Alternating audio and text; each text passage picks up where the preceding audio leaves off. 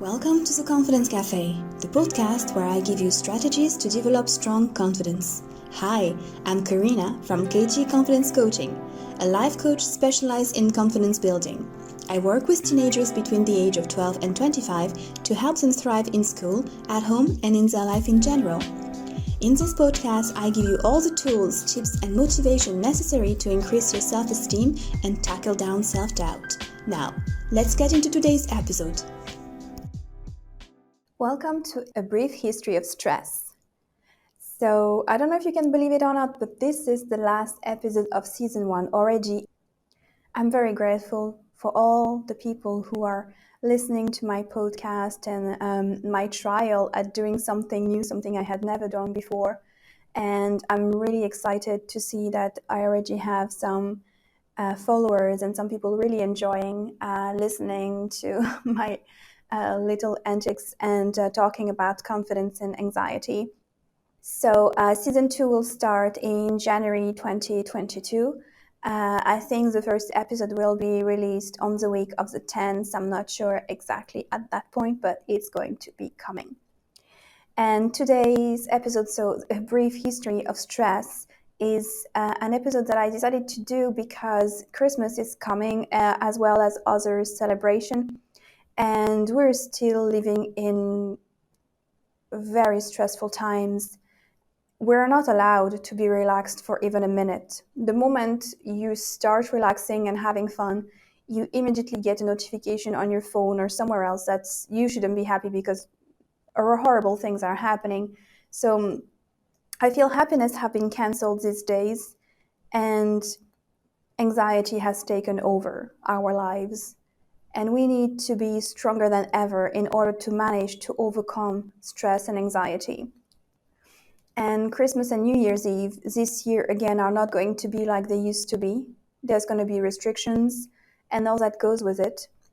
But even without it, for some people, Christmas, having to be with your family over the holiday may be a very stressful thing. For a lot of us, it's a fantastic time and we're enjoying our family company and we're having a great time. But for some people, it is a difficult time because sometimes at the heart of your family, there are members who are going to be criticizing your weight, your lifestyle, your career, whatever you do. So you're going to have to be strong, you're going to have to be brave, and you're going to have to build your shell to not let all this spoil the fun of Christmas. So without any further ado, I'm going to try in this episode to give you a good definition of what stress is and actually why we get stressed. Why does our body give us stress? Why do we feel it? And so the ancestral roots of stress and what is stress nowadays. And of course, I'm going to also tell you how to relieve it because seriously, why would I just tell you all about stress just to leave you hanging like that? I'm going to tell you how to deal with stress and how to tackle it down and how to feel so much better afterwards. So if you're ready, let's go. So why do we get stressed? And actually, stress is as simple as a signal for danger. So, for example, back in the days when we were cave people, stress was what was helping us to know there's danger and that we have to do something about it. For example, you see a lion across the plain. You feel stressed because you might get eaten, So you run away. And once you're away, your stress is relieved. And if there's a storm rumbling in the distance, you start worrying about finding shelter. When you find a shelter, your anxiety is gone. And if you haven't drunk water today, you feel stressed and dehydrated, so you know you have to find water. You find water, you drink the water, your stress is relieved. So it's as simple as that. Stress is the signal that there is danger and you have to do something about it. It was built to solve short-term problems because back then there were no such thing as chronic stress. There were no such things as chronic problems. There was a one-time problem, short-term, you solve it, you feel better. So now I want to tell you what happens in your body when you perceive stress. And I suppose you all heard of cortisol. So when your body perceives stress, your adrenal gland starts releasing the hormone cortisol into your bloodstream. And it's also called the stress hormone because it's the hormone that is released when you feel the stress. So what does this hormone do in your body? So as simple as that, it increases your heart rate, so your blood pressure. And that's how you feel when you're stressed. You start feeling your heart pumping in your chest. You start feeling it in your chest and in your temple. Your heart is beating faster. Your heart rate is increased and your blood pressure as well. And that's what triggers your natural flight or fight response. And fight or flight is what has kept humans alive for thousands of years. So that's the use of it, it's to keep you alive. So when the adrenal gland releases cortisol into your bloodstream, the hormone triggers a flood of glucose and it supplies an immediate energy source to your large muscle. So this way, your muscles are ready for action. And it also inhibits insulin production. So the glucose won't be stored. It will be available immediately. So you're producing glucose and it's for immediate use. It's for you to run away, as simple as that. So cortisol also narrows the arteries, while another hormone, the epinephrine, increases your heart rate. So working together, they force your blood to pump harder and faster. So you have to confront and resolve the threat, which is why when you feel stressed and you don't manage to calm down, you feel like you can't breathe anymore because your heart is beating so fast and your breathing is matching your heart rate and you're still feeling like you can't breathe. And it's also because you're supposed to find a solution to whatever is stressing you out, and somehow the stress is still there because you have not taken physical action. But once you relaxed, your hormone levels return to normal, and your heart rate also decreases immediately, well, slowly, and your breathing as well matches your heart rate and start getting calmer. So that is just to explain to you like why you feel the symptoms you feel when you're feeling stressed, why you start feeling your heart pumping in your chest and your temples. So now, how do we respond to stress like in a natural, automatic way? So I mentioned it before, it's the fight or flight response. That's the reaction that takes place in the presence of something that is either mentally or physically terrifying. So when I say either mentally or physically, it's because I gave you these examples from that cave people time when there's a lion or a thunder, okay? So these were more like physical threats. But you also can be mentally scared of something.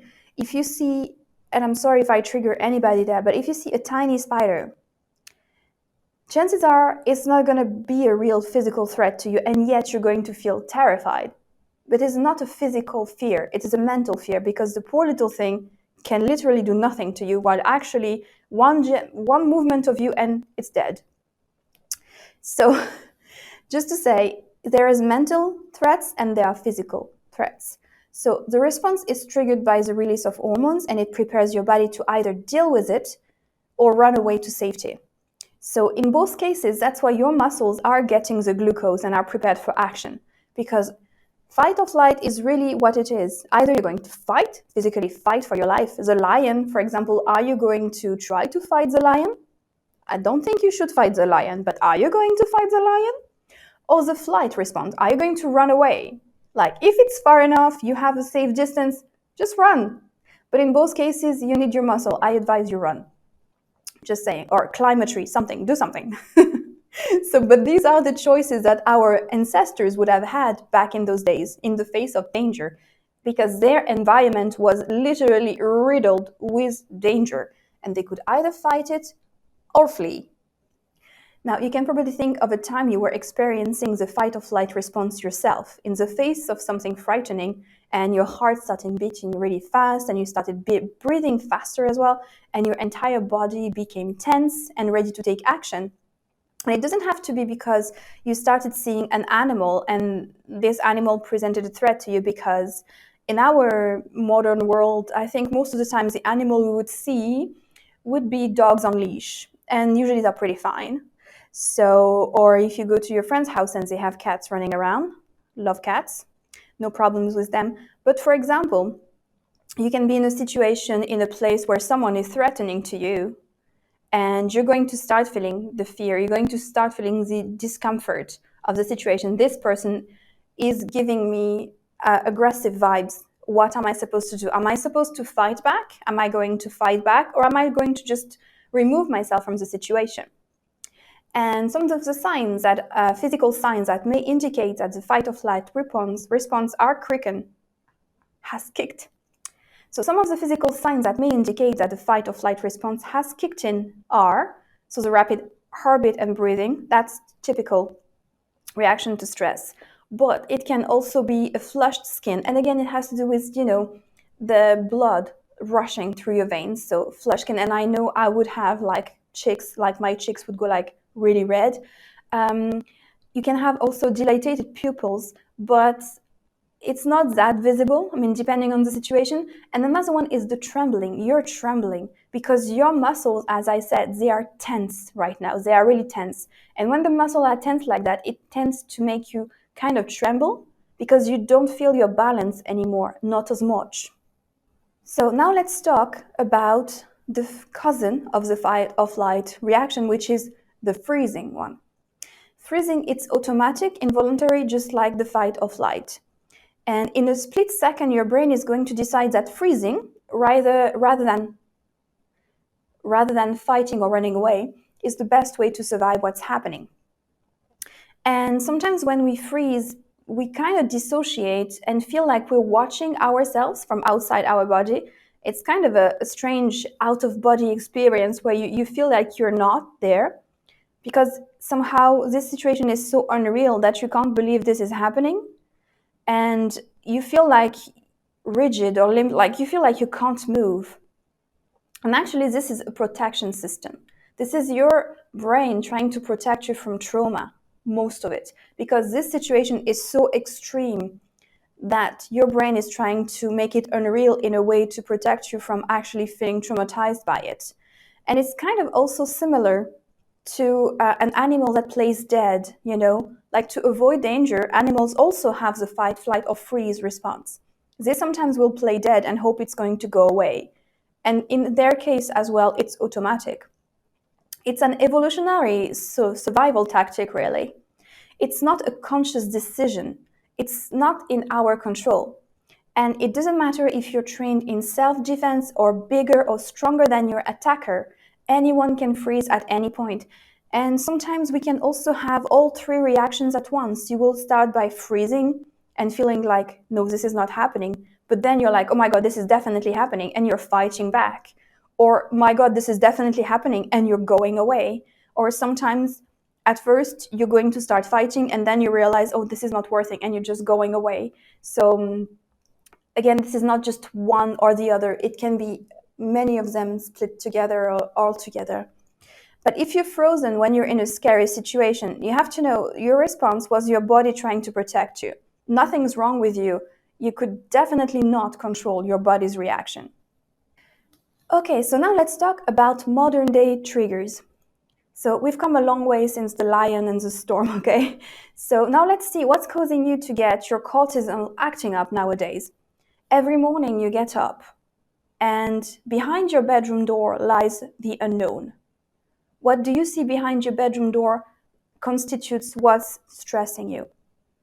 And it can be any kind of sort of things, like things you don't want to have to face at work, things you don't want to have to face at home, or the fact that you slept too much and you're going to be late. First stress of the morning, I'm going to be late.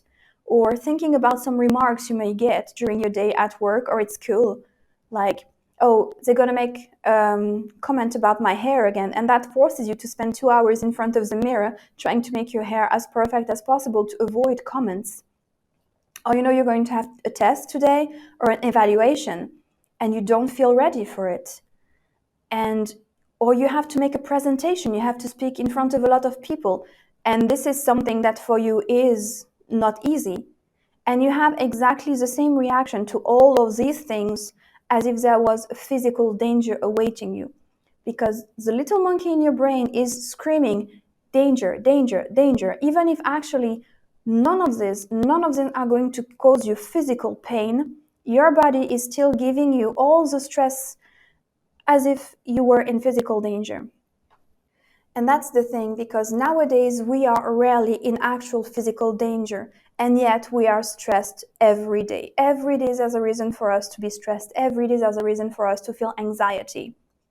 But the thing is, because there is no real physical danger, it is harder to actually calm down the stress, because there is no short-term solution to the stress. There is only long-term stress, so we have to do long-term solutions. Things that you have to practice on a daily basis for a few weeks, for a few months, in order to calm yourself down. So how do you tackle down stress? Obviously, first you have to learn about what stresses you. And making a list of everything that may trigger a stress response from you, classifying them from most stressful to least stressful, is going to be a starting point. So what I often advise to the teenagers I'm working with is to actually keep a journal, and when they feel stress, write that they felt stress at that point and what triggered their stress, what made them stress at that moment, and also what was their response to it. Were they feeling like going away? Were they frozen there, or were they fighting back? So that's the first point. The first step, is to find out what is stressing you out. Making sure the list is as comprehensive as possible. And make sure you also classify what's the most stressful thing for me. Is it having to speak in public? Or is it having to really just step out of my house and see other people? Is it to order coffee and have to talk to the barista? Is it to have a meeting with my manager? As simple as that. So find out what stresses you out, what causes you stress. And for example, one of the things that stresses me the most, actually, and you'll be surprised to hear that, but it's the first time I have to talk with someone. Like the first time I have to talk with someone new, it can be anybody. It can be a new teenager working with me. It can be the parent, the first time I have a call with the parent of teenager who wants to work with me. It can be someone in my co-working space. It can be a friend of a friend that I will be introduced to. The first time I have to speak with someone I know, it makes me feel stressed. And actually, it's not visible because people would consider me like to be someone friendly and open and easy to talk with. But it's simply because I know that is stressing me out, so I prepare myself. I know I'm going to meet new people, so I'm going to prepare myself, and I'm going to show you. I'm going to not physically show you because, this is a podcast. I'm going to explain to you how I prepare to face a stressful situation. So it's like a proactive way. And I'm also going to tell you things that you can do on a daily or weekly basis that are going to help you feel more calm on a daily basis. So when I know I'm going to meet new people and I might feel anxiety, I'm going to do some breathing exercises. So I'm going to take 3 deep breaths, and it's just as simple as that. But the thing is, it's not 3 normal breaths. These are 3 deep breaths, and they are going to help my heart rate to stay low. As I explained, cortisol makes your heart rate fast, and your heart rate always matches your breathing, the rhythm of your breathing. So when you manage to breathe slowly, your heart rate becomes slow as well. So when you take 3 deep breaths, you really take one in through the nose, and I really picture the air going all the way down to my lungs and all the way down to my belly as well. And I keep it there for a little while, and then slowly I exhale through the nose, and I really see the air going all the way up through my chest, up my throat, out my mouth. And I do that 3 times. If it's not enough, then I will do a block breathing exercise, where actually for each breath I count to 3, then I block counting to 3, then I exhale counting to 3, I count again to 3, and then I inhale again counting to 3. And I do that, and then I count to 4, 5, 6, 7, and back all the way down. So this is when I am really even more anxious, like if I am going to a party and there's going to be more people. One thing that is very helpful is to listen to a guided meditation. And actually, I am very good at taking power naps. Like I would sleep for 5 minutes and then I'm in good form. But the reason I can do that, it's because I used to listen to guided meditation for 5 minutes after lunch. So it trained my brain to rest and relax and regenerate and refresh for 5 minutes. So now I can do it by just closing my eyes. And after 5 minutes, I will naturally wake up and be back refreshed. So a guided meditation can be a very powerful way to teach your brain how to relax. Listen to the voice, listen to how it guides you to relaxation. And actually, if you go on YouTube and you look for KT Confidence Coaching, which is my company name, I have a YouTube channel where I have guided meditations as well.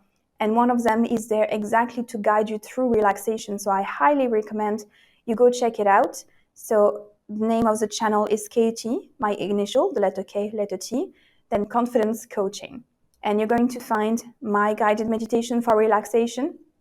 You just close your eyes, you listen to my voice, and I'm going to help you relax. And also, another thing you can do is simply practice yoga or other relaxing activities, and that is more on a daily or weekly basis.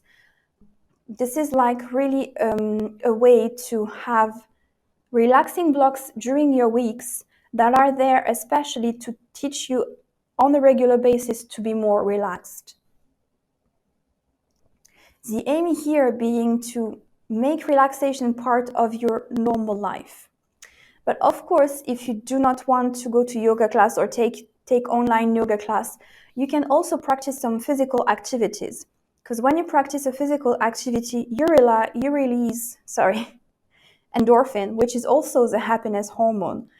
So having a simple walk, especially outside in nature if possible, listening to the birds, looking at the leaves falling. Well, now it's winter at the moment, so looking at the bare trees. But it really works, especially if you really don't take your phone with you and you just really take in the nature. The activity itself is going to help you relax.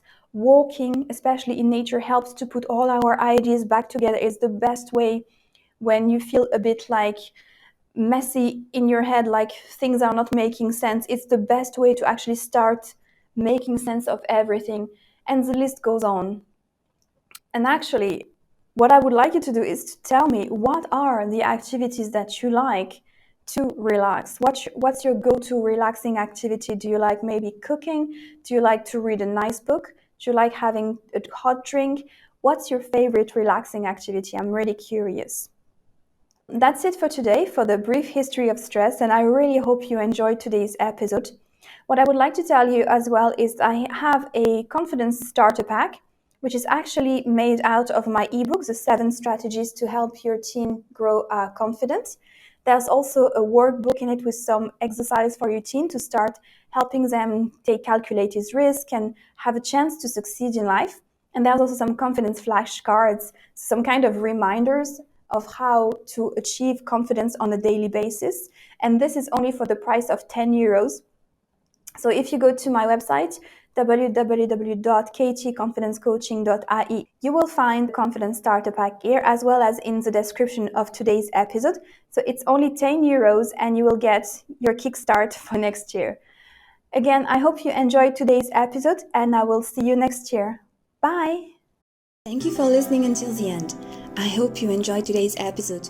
You can find more resources on my website, www.ktconfidencecoaching.ie. Please feel free to follow me on Instagram using the link on the episode's note. See you soon!